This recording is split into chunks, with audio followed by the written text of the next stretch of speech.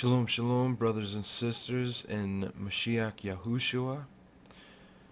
I want to share this with you to help to edify your faith and to give you some tools when combating those who will refuse to hear the truth concerning the name of Yahuwah and the name of his son Yahushua.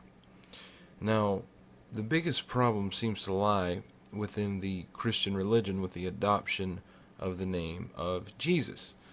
This name being relatively new, all scholars understand that the letter J is only about 300, nearly 400 years old, and that in the 1611 King James Version of the Bible, we do not see a letter J whatsoever.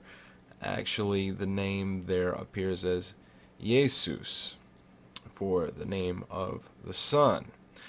Now, when you begin to talk to the Christians about the name Jesus, they will quickly point you to iesous. Yet none of them use this name, and they all realize that this is not the name. They will point you there to only show you that the evolution into the name Jesus is fitting for our modern lifestyle. However, my friends, this shows clearly that they are operating in a spirit of delusion. If they would use iesous to justify Jesus, wouldn't it be obvious to call him iesous instead of Jesus? I mean, we have to take in consideration that Yahushua is the most influential person who has ever lived on the face of the planet. He has influenced many cultures. However, he is the only person who has influenced the world in so many ways, who ultimately has had his name changed. He has had his character misrepresented, yet the whole world knows that he existed. I mean, we see that, Islam and Christianity all believe that the man Yahushua is Messiah, according at least to what they say with their mouth. However, we know that Islam uses Isa, which is not his name. We know that the Christians use Jesus, that they will point you to iesous to try to convince you of the name Jesus, which is faulty. But we know that all the scholars, and we can read it in the footnotes of most scriptures today, that the man that they call Jesus had the same name as Joshua, the son of Nun. And Joshua is even called Jesus in the New Testament.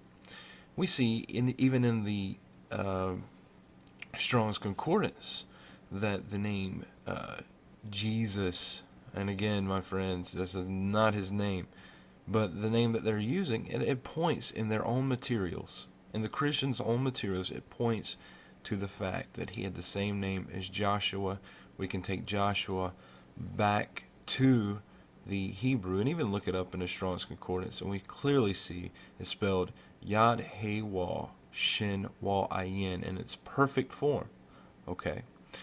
So why am I bringing all this to the surface? Well, because recently the oldest Greek complete version of the Bible, it is literally the oldest Greek complete with the New Testament and etc. There's a few extra books also. But this is the oldest Greek version of the New Testament that we have here, okay? And see, this is the problem. We know that our Hebrew scrolls of the New Testament have been burned. We know that there are Aramaic versions. We can see in the Greek that many of the characters will say something Aramaic, seeming that it was translated from Hebrew to Aramaic and then to Greek. And the reason that we say this is because even the Greek quote-unquote church fathers said that Matithyahu or Matthew penned his version of Besorah in the Hebrew language. And this is known by scholars. This is, I'm not just pulling this out of the hat here. Um, so, my point being, anyway, long story short, Christians want to rely upon the Greek, so they point you to iesous to justify Jesus. However, in Codex Sinaiticus, which again is the oldest of the Greek scripts of the New Testament, I mean, we're talking the oldest one here, we do not see the form iesous one single time for the name of Yahushua. My friends, this is very important, and this will be very helpful for you when you get a hold of this, and now you will have the ammunition to battle the enemy when it comes against you, to try to convince you of multiple names that we can use, Jesus or Isa or Yeshua, or just all these different forms, when in reality Yahuwah said in the book of Zechariah chapter 6, we see the picture of the man whose name is the branch, who would be a king priest, who would reign on his throne. And we know this is Mashiach, and the name of the man who was to be the branch had the same name of Joshua, as it says in the King James Version. But if you look up his name is Yahushua. And it says, behold the man whose name is the branch. And they put crowns upon this man's head to be symbolic of the branch, or the Messiah, who was to come and who was to be the king priest.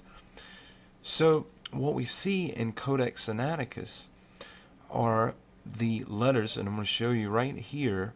This is Revelation 1:1.